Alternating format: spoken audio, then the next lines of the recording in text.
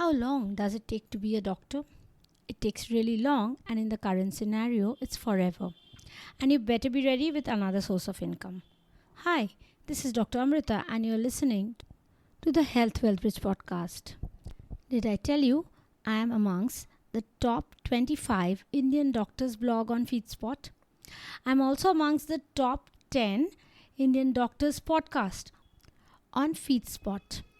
It's always great to reach the people I want to help, and FeedSpot is a big help. I started my training in 2000 and finished in 2010, but getting enough experience to start my own practice took even more time. Remember, I'm an Indian doctor and different countries have different course duration and rules. In India, in the current scenario, with a bond after every PG degree and subspecialty, super specialty, post PG qualification, the total training duration and bond duration and amount can be considerable.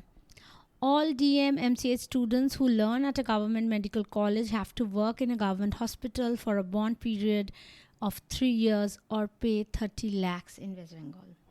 That's not all. For PG degree, the bond amount can range from lakhs to crores depending on the state.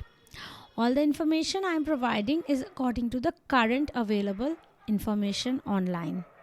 These extreme bonds and amounts that I quote wasn't a problem when I did my PG in 2007 from Delhi. A lot of things have changed. More colleges, more seats, more reservations, more suicide rates, more attrition of doctors from the country and the profession. I was happy to join a government medical college in a district in West Bengal, India. But in districts, the setup is still a glorified village hospital, with impossible patient load and quality medical teaching a challenge. The worst part is you never stop doing night duties. If you take leave for any reason, you not only have to adjust your duties but come back and do double duty, because the leaves are not leaves but end up being exchanges of work days.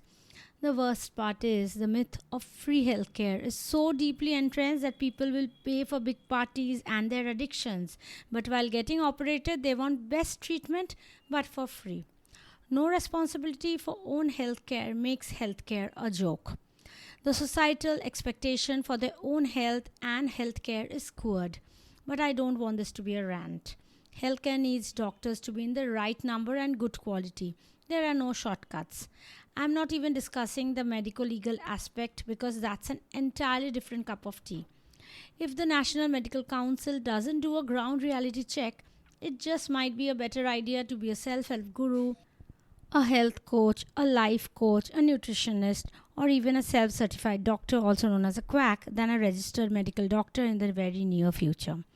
The bonds are scary and not for the faint-hearted. So are the laws protecting everybody else except the doctor. A big reason for poor mental health issues in many, and there's few things going for the current state of the medical education. The good news is things must hit a rock bottom before they can get better. Maybe one day people will all be so healthy, disease-free, addiction-free that a doctor or hospital will not be needed. That, I think, is the ideal health of the people for a nation which is truly empowered. We have to be free from diseases, and for that, we have to treat health as a priority.